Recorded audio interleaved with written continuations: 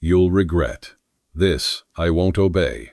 Apache healer said, when the cowboy freed her, but the desert burned with secrets.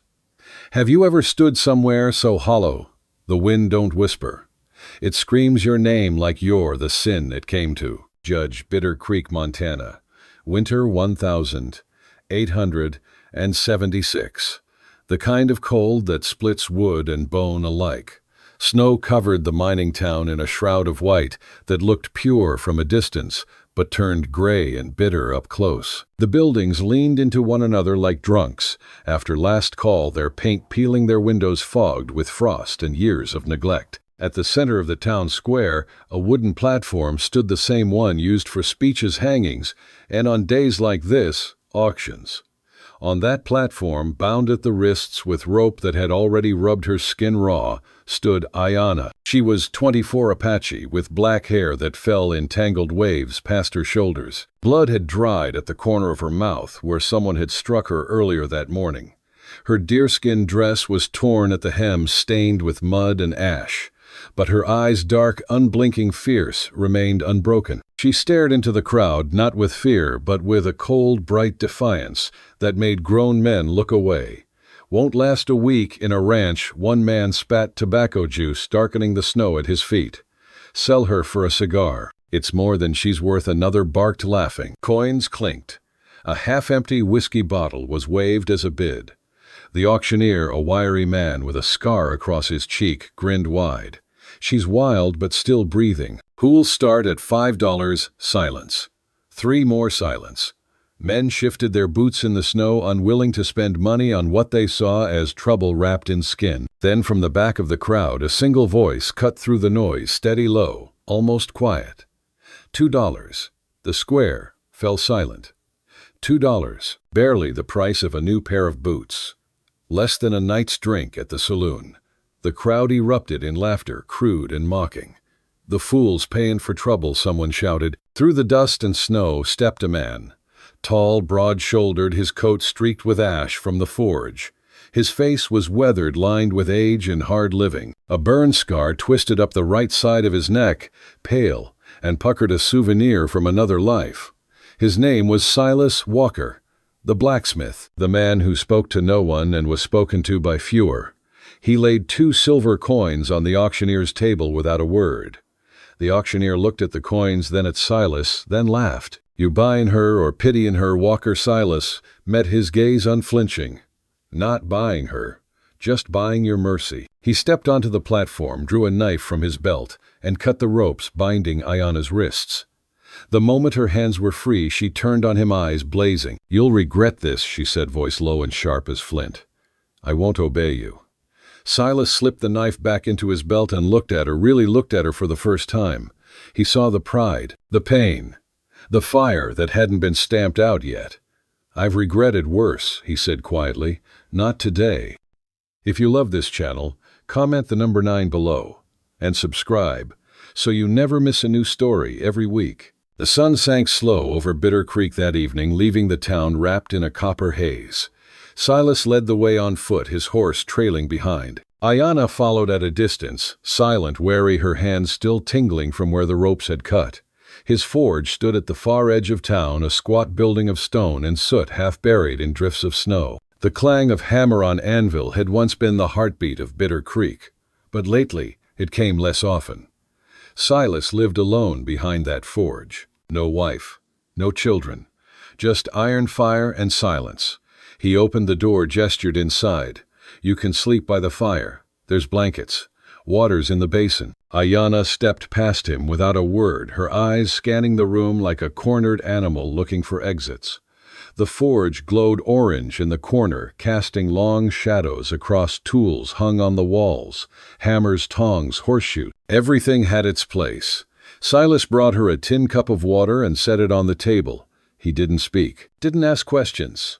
Just went back to his work, stoking the fire, preparing iron for tomorrow's labor. For a long time, the only sound was the crackle of flame and the howl of wind outside. Then softly, almost to herself, Ayanna spoke. Why did you do it? Silas paused, hammer halfway to the anvil. He set it down, turned. Because someone had to. She gave a dry, humorless laugh. You think $2 buys back what they took? No, he said quietly, his voice rough with smoke and years. But it stops one more wound from happening. Her jaw tightened. She looked into the fire, the reflection dancing in her dark eyes. For a moment, something flickered there. Grief, rage, exhaustion. But she buried it quickly. My name is Ayanna, she said, as if reminding herself who she was. Silas, he replied. Neither offered more. That night, Ayanna lay by the fire, wrapped in a rough wool blanket that smelled of horse and ash. She stared at the ceiling beams, listening to the wind scrape against the walls. Her wrists ached, her body ached, but worse than the pain was the memory. Fire. Always fire. She closed her eyes and saw it again, her village burning. Flames tearing through lodges like hungry beasts. Her mother's voice calling her name through the smoke. But Ayanna couldn't find her. She ran, searched, screamed, but the fire swallowed everything. When she opened her eyes again, the forge fire seemed to mock her. You can't escape it, the flames whispered. It will always find you. She reached instinctively for the small leather pouch tied at her waist, the only thing she had left. Inside were dried herbs, a fragment of bone carved with a sun symbol, and a lock of hair from someone she would never see again. Her fingers traced the bone carving. Her father had made it, before they took him, before everything burned. Across the room, Silas sat in a chair near the workbench, sharpening a blade. He didn't sleep much. Hadn't in years. The nightmares made sure of that. The next morning, smoke woke them both. Not the clean smoke from the forge. This was wild, greasy wrong. Silas bolted upright, threw open the door. The barn behind the forge was engulfed in flames. Horses screamed inside, kicking against their stalls. He ran for the water buckets, shouting for help that wouldn't come. Bitter Creek watched from porches and windows.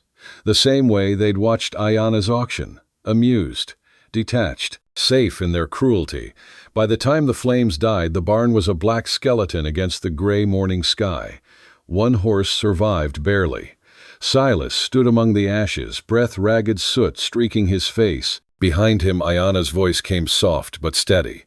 I know who did this. He turned. She was staring into the smoke, her expression unreadable. It's Dinsley, she said. The one who bought and sold us. The one you once rode with. Silas froze. The name hit him like a fist to the gut. You know him, she continued, watching his reaction. Don't you?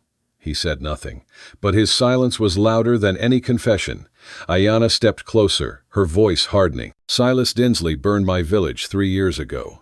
He took my mother and my brother, sold me to a trader who dragged me from town to town until I escaped. She paused, eyes searching his face. Were you there? That night his throat tightened. The weight of the past pressed down on his chest like iron. I was, he said, finally, voice barely above a whisper. But I didn't light the fire. Then you watched it burn. He couldn't meet her gaze.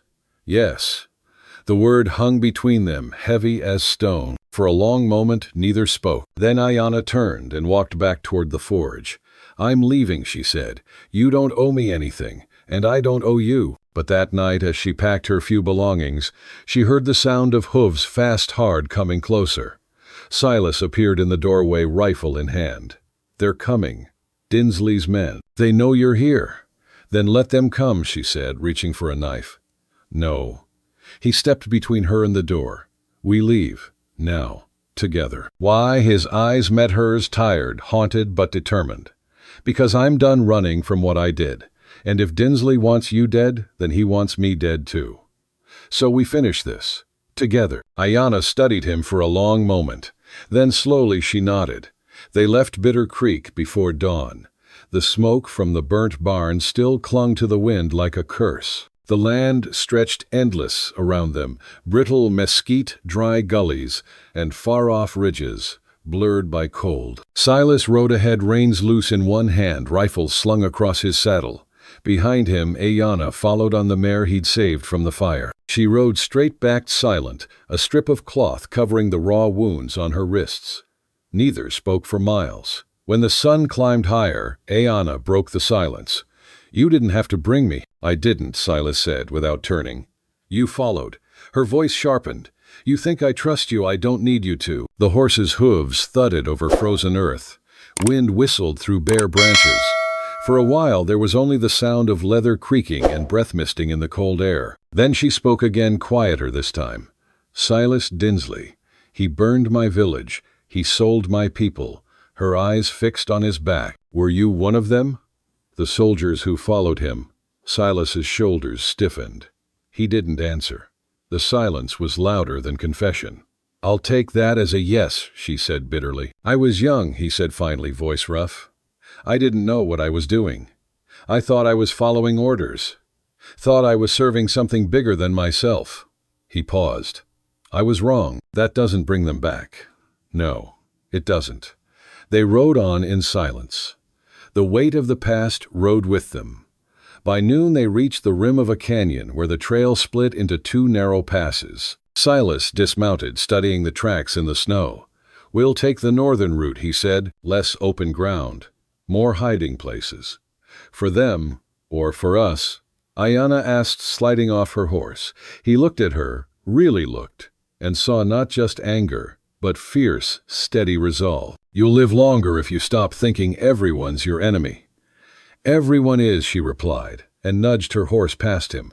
That night they made camp beneath a cluster of dead cottonwoods. The sky above was clear black, as cold iron pricked with hard stars. Silas gathered wood while Ayanna crouched nearby, sharpening a piece of scrap metal into a crude blade. When sparks rose from his flint, she flinched. He noticed. "You've seen too many fires." She glared. "So have you." Neither spoke after that. The wind moaned through the branches, carrying the smell of ash and old ghosts. Before dawn, the sound of hooves woke them both. Silas reached for his rifle, motioning for her to stay down. But she was already moving silent, as a shadow bow in hand. From the ridge above, two riders appeared, torches flickering. Dinsley's men. Silas fired once. Hit the torch, not the man. The flames dropped, scattering sparks.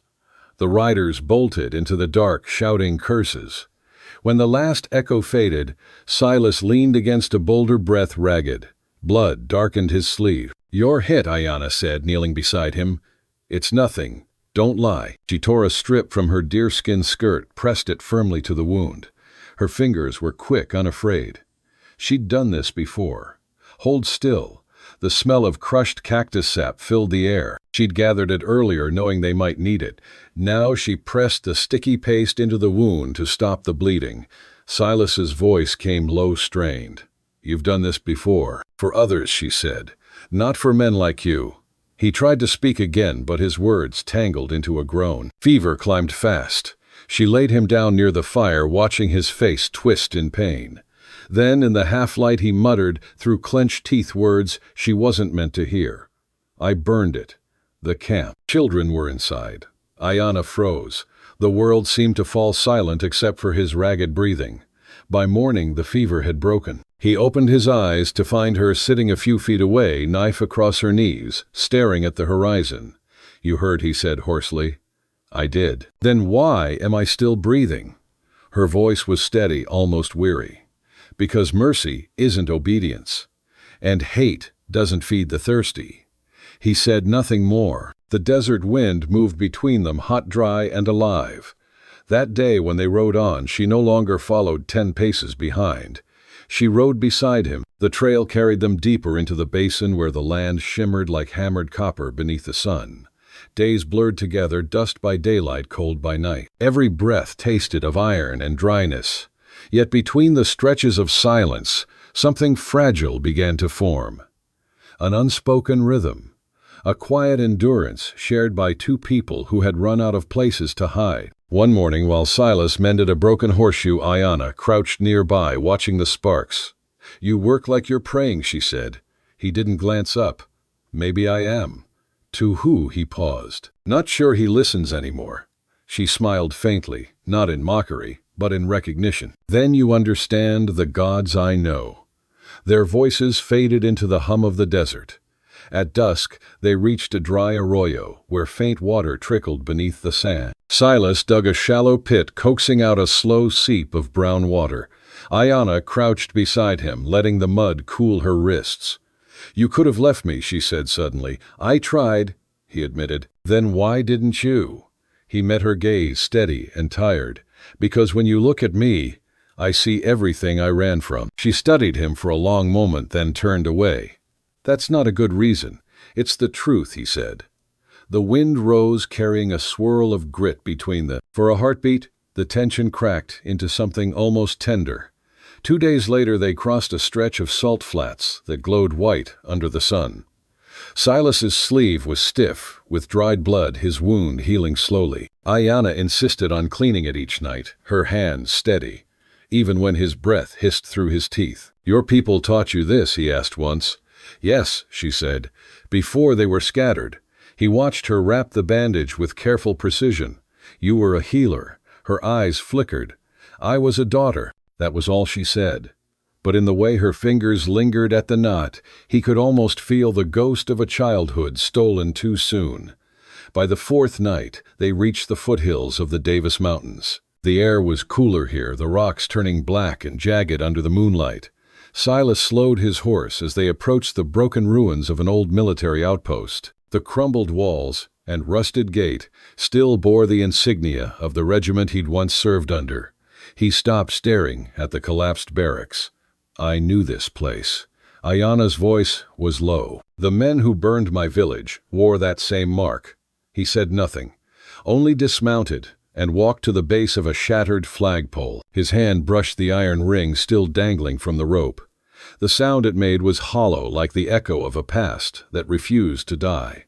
She watched him for a long while, then asked, "Why did you follow orders like that?" He didn't turn.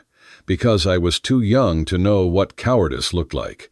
And now I know it by name." Their eyes met across the ruins, heavy with truths neither could soften. They made camp in a narrow ravine sheltered from the wind. The firelight flickered over their faces, one weathered one, scarred by survival. The desert night pressed close around them, all sounds swallowed by stone and darkness. Only the soft crackle of wood and the faint hiss of cooling embers broke the silence. Silas sat with his back against a rock, sharpening his old knife. The steady scrape of steel against stone matched the rhythm of his breath, slow, deliberate, the kind of patience that comes from a man who's buried too many things to rush anything anymore. Across from him, Ayanna sat near the edge of the firelight, weaving thin strips of yucca into a cord. Her hands moved without thought, the way someone works to keep the past from catching up. "Do you ever sleep?" she asked, not looking at him. "When the fire burns low." Her fingers stilled. "That's when the dead come," she said quietly. He looked up from the blade. The firelight caught the edge of his face, carving lines deep into the hollows of his cheeks. "Then maybe they still need something from us." Her lips parted as if to answer, but the words never came. The fire popped sharply, scattering sparks that drifted up like lost souls before dying in the cold air. A few minutes passed before she reached into her satchel. From within, she drew out a small carved token, a piece of bone etched with a sun symbol. She turned it slowly in her fingers, tracing the grooves worn smooth by time and memory, then set it beside him. "My father made this," she said, "before they took me." Silas stared at the carving, then at her. "Keep it. I don't need reminders." "Reminders keep you human," she replied. He hesitated, then pushed it gently back toward her. "Maybe," he said, voice low, "but they also keep you from sleeping."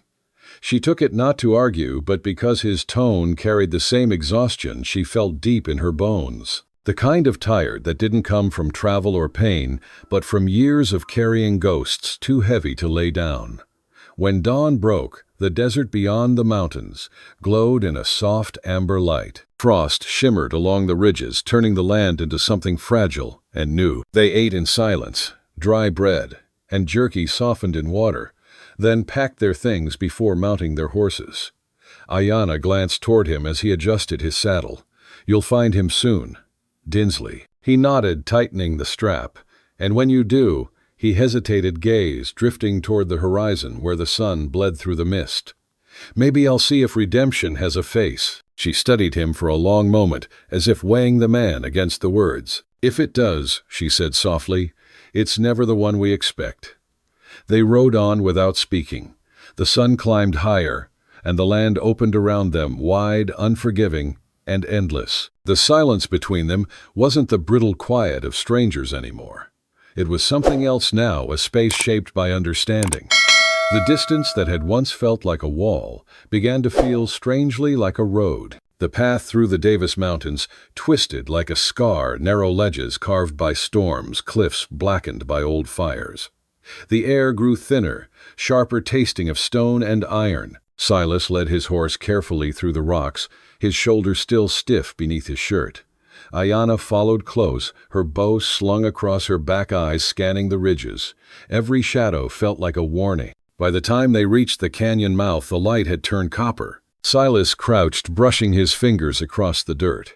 "Boot prints," he murmured. "Fresh." Ayanna's hand went to her bow. "Then we're too late. Or too early." The answer came with an echo, shouts, the clatter of hooves. 4 riders appeared from behind the ridge, rifles glinting in the fading light. Dinsley's men. Silas drew his gun but didn't fire. "Stay behind the rocks," he ordered.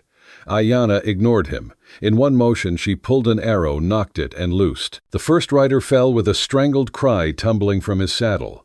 The others wheeled their horses, returning fire. Bullets sparked against stone. Silas fired once, twice, aiming for the rifle, not the man. "Shoot to kill Ayanna," shouted, ducking behind a boulder. He reloaded calmly, jaw tight. "I'm done killing." A bullet tore through the air and grazed his thigh. He staggered, rolled behind cover. Ayanna dropped beside him, breath ragged, eyes wild. "You'll die trying to be a saint," she hissed. He looked at her, sweat and dust streaking his face. "Better that," he said through his teeth, "than die as what I was." They fought until the canyon fell still again. The echoes of gunfire faded into the wind. 3 men lay motionless on the sand. The 4th crawled away, clutching his arm, vanishing into the brush. Silas leaned back against a rock, breathing hard, his rifle trembling slightly in his hands. "You could have finished them," Ayanna said, wiping dust from her cheek. He shook his head. "You think blood answers blood. I thought so too, until the day I watched it dry." For a heartbeat, anger flickered in her eyes, sharp, defiant, but beneath it lived something else. Recognition. The same torment shaped differently, but born of the same wound. They dragged the bodies into the ravine, covering them with loose stone. The task was quiet, almost reverent, like a burial for the lives neither of them had meant to take. When they returned to the trail, the sun had dipped low, the horizon glowing faintly red, as if the land itself bled for what it had witnessed. Neither spoke for hours. The wind howled through the canyons, carrying the scent of sage and smoke. When at last Ayanna broke the silence, her voice was low, almost a whisper. "Maybe redemption doesn't have a face," she said. "Maybe it's just what's left when we stop running from the dead." Silas looked at her, the faint fire of dusk reflected in his tired eyes. "Then let's ride far enough for them to rest." The silence that followed was no longer made of fear or anger. It was made of something gentler, a kind of mourning that felt almost like grace. And as the night gathered around them, the desert seemed to breathe again, as if for a fleeting moment it too believed in forgiveness. By nightfall they reached an abandoned trading post, half buried under sand. The wooden sign creaked in the wind, letters nearly erased Harlan's supply. Silas pushed the door open. The hinges screamed. Inside, the shelves were bare except for a few rusted cans and a broken lantern. He lit a small fire in the hearth. Ayanna moved through the shadows, searching. In a corner chest, she found a bundle wrapped in cloth. She unrolled it and froze. Inside lay a silver bracelet, tarnished but unmistakable, carved with the sun symbol of her clan. Her fingers trembled as she lifted it. Silas stepped closer. "That's yours." Her throat tightened. "It was my mother's." He nodded. "Then take it." She did. And for the first time since he'd met her, her eyes glistened. "Why would you give it to me?" "Because you were meant to have it," he said simply. "Not men like Dinsley. Not me." She turned the bracelet in her hand, the firelight catching its edge. "You think this forgives you?" He shook his head slowly. "No, but maybe it lets me remember without lying." The wind outside rose again, whistling through the gaps in the boards. Ayanna sat beside the fire, clutching the bracelet like it might disappear if she let go. Her voice was a whisper. "When I was a child, my father told me the sun never dies. It only hides to rest. I used to believe him. Silas stirred the coals. Maybe he was right. Some of us just burned longer before we sleep. They sat there until the fire turned to embers. The night stretched quiet, but neither wanted to sleep. By morning, rumors had already begun to spread. In the nearby mining camps, men whispered of a white blacksmith traveling with an Apache wolf girl hunting Silas Dinsley. Some said she'd bewitched him. Others swore he'd lost his mind to guilt. Either way, they were marked. At midday, a scout rode hard to warn Dinsley that the pair were coming. The old soldier turned traitor only laughed, his teeth yellow in the lamplight. "Vance," he said, "that coward's finally found his conscience." He poured himself another drink and muttered, "We'll see how long it lasts." The following evening, Silas and Ayanna reached the edge of Big Bend territory. The sky bruised purple and red. From the cliffs above, the Rio Grande gleamed like molten glass. Beyond it, hidden among the boulders, smoke rose from a cluster of shacks, Dinsley's new stronghold. Ayanna watched in silence, her jaw tight. "He's down there." Silas nodded. "And half a dozen men with him." She unslung her bow. "Then we end it tonight." He caught her wrist. "No, not like this." Her eyes flared. "You'd let him live, I'd let you live," he said, voice rough. "Killing him won't free you from him. It never does." She pulled away, trembling. "He killed my father, sold my mother, my brother." "I know," Silas said, "and I helped him once. But if you spill his blood, you'll carry his shadow. I've carried it long enough." She looked at him then, truly looked, seeing not the man who'd once served Dinsley, but the one who'd chosen to face him now. The firelight caught the silver bracelet on her wrist. Her hand lowered. "Then we finish this your way." Silas exhaled slowly, like a man finally stepping out of his own grave. That night, the storm gathered over the desert. Lightning flickered beyond the ridges, thunder rolling like drums of war, as they crept down toward the river camp. The storm broke over Big Bend just before midnight. Rain fell in slanted sheets, hissing against rock and river alike. Through the blur of lightning, Silas and Ayanna moved like shadows down the slope toward Dinsley's camp. A half-collapsed shack stood at the river's edge, lamplight leaking through its cracks. Inside, voices rose above the storm, Dinsley's rasping laugh among them. Silas crouched behind a boulder, water dripping from his hat. "We go quiet. We need the ledger, his records. It'll show every name, every sale." Ayanna nodded, but her jaw was set hard. Her bow was ready, eyes gleaming with the reflection of lightning. They slipped closer. 2 guards sat near the door, rifles across their laps. Silas crept behind them, striking one with the butt of his gun. Ayanna's arrow cut through the rain, silencing the other. They dragged the bodies aside. Inside, Dinsley poured whiskey into a tin cup, muttering about fools chasing ghosts. He didn't hear the door creak until Silas stepped in. The older man looked up, eyes narrowing. "Well, hell. Robert Vance. Thought you'd burned up with your conscience." Silas's voice was steady. "You should have stayed dead to me." Dinsley laughed. "And miss this, you always were the soft one. Couldn't stomach orders. Couldn't stomach blood." He lifted a revolver from the table, spinning the cylinder. "Guess you came to fix that." Ayanna emerged from the shadows, bow drawn. The sight of her made Dinsley freeze for half a breath, then smirk. "The little savage lives. I remember your father screaming." Her arrow trembled, point steady at his chest. Silas moved closer, voice sharp. "Don't." She didn't lower the bow. "He burned them alive." Dinsley sneered. "And you think one arrow makes you clean?" The room seemed to pulse with thunder. Then, from outside, a gunshot cracked. Dinsley flinched, his own man panicked, had fired through the doorway. Chaos erupted. Another man burst in, shouting. A second shot rang out. Silas lunged, shoving Ayanna aside as a bullet ripped through the wall. The lamp toppled. Flame spilled across the floor. Dinsley turned to run, but one of his men, frightened, greedy, raised his gun. "The gold's mine, old man." The shot hit Dinsley square in the chest. He fell backward, crashing into the burning table. The others fled into the storm. Ayanna stood over the dying man. For a long moment she said nothing. Then she dropped her bow. The arrow clattered beside the body. I won't let you take more of me, she whispered. Silas watched the flames curl around the edges of the shack. He found the ledger, a small, water-stained book beside Dinsley's hand. On one page, in faded scrawl, he saw a name, Maria, Apache healer. Taken to Santa Fe Mission. Below it another line, Brother Elias. Sold east to Texas rancher. He turned to Ayanna. Your mother. She looked at the words, her expression unreadable in the flickering firelight. She's alive, maybe, he said. Or maybe this is the only proof she ever lived. Ayanna took the book gently, as though it were made of glass. Then we follow this trail. Silas nodded. We will.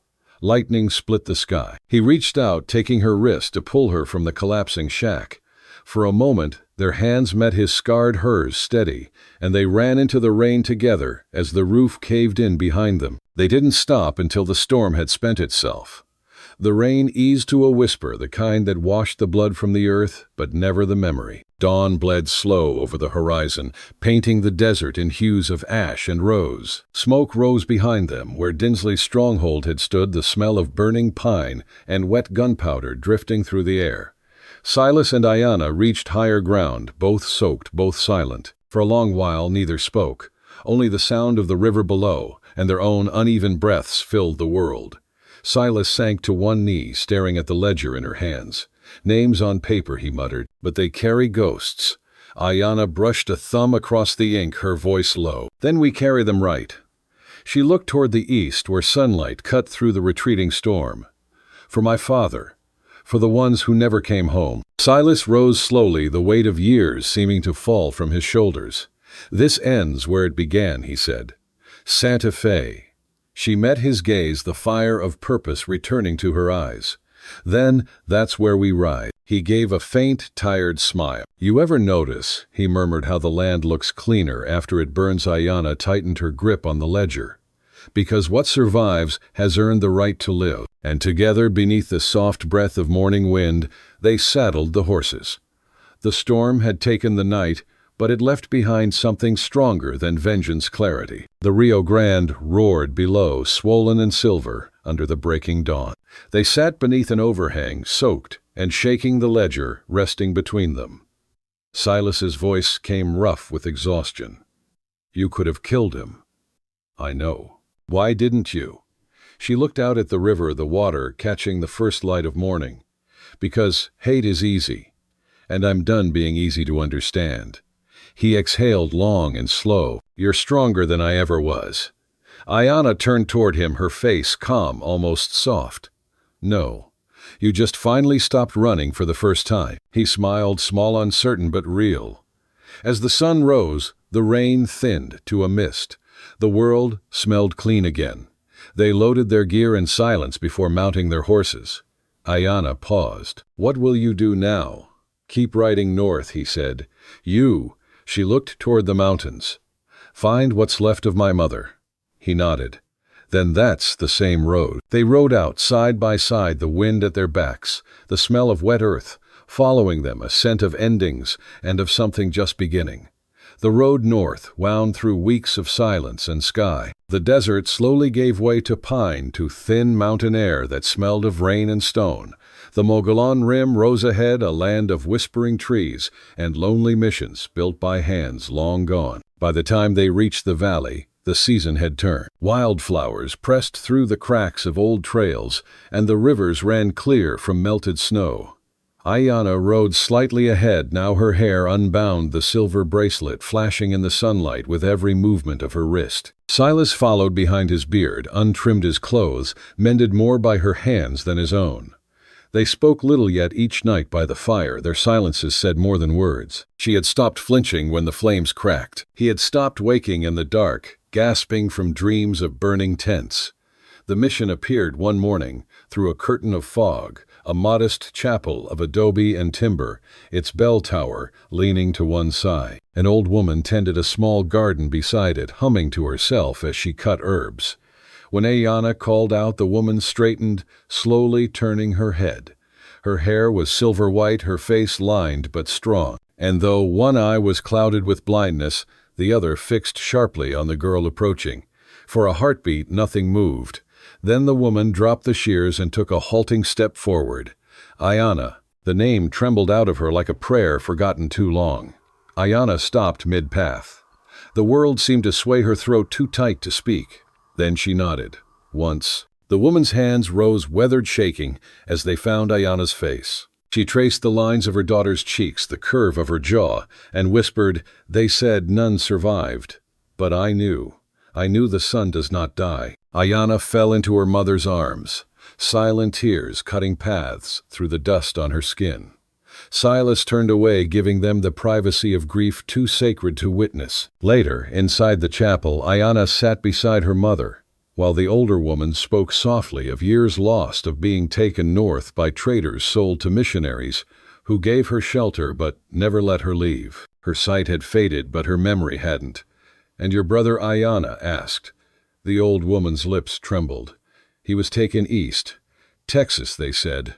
A boy too young to fight, too wild to tame." Ayana bowed her head. "Then he's still somewhere under the same sky." Her mother reached for her hand. "The land remembers what men forget. If he still breathes, the wind will carry him to you." Silas stood in the doorway, watching as dawn filtered through the stained glass painting both women in red and gold. For a long time he said nothing. Then he stepped forward, holding out the ledger wrapped in cloth. "It's yours now." Ayana took it gently, her eyes flickering with gratitude. "You found what you came for. Forgiveness." He shook his head. "Not forgiveness, just the courage to live without it." Her lips curved into a faint smile. "Then maybe that's what forgiveness really is."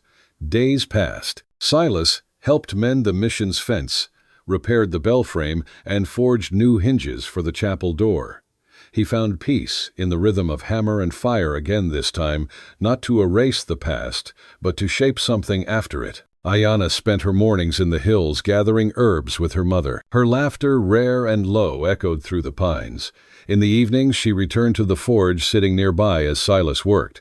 Sometimes they spoke, sometimes not. One night, she brought a small notebook, the same one she'd written in since they left Bitter Creek, and read aloud by lantern light. "Not everyone we seek still waits ahead, but the road is lighter when someone walks beside you." She closed the book, glancing toward him. "You taught me that." Silas smiled, faint lines deepening at the corners of his eyes. "Then I finally built something worth keeping." A week later, as they prepared to leave, Ayana stood beside the river that ran behind the mission. The water shimmered with morning light, the same light that had once burned her world to ash. She dipped her hand into it, feeling its chill, its strength. When she turned, Silas was on the bank, hammering the final nail into a new horseshoe. Sparks flew, catching briefly in his beard before fading. She watched him a moment, then crossed the river stones toward him. "Do you remember what I said in Bitter Creek? That I'd regret buying you," he said with a crooked smile.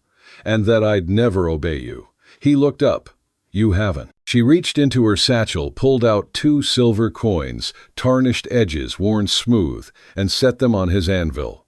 "Then I'm paying you back." He frowned. "For what?" "For the fire you stopped. For the road you shared.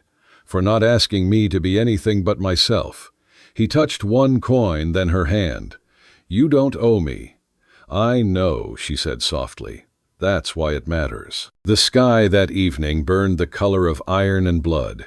From the ridge above the Davis Mountains glowed red in the dying sun, their peaks scarred but beautiful like wounds that had learned to heal. Silas stood beside her, the scent of forge smoke and pine mixing in the air. She looked toward the horizon, her voice quiet.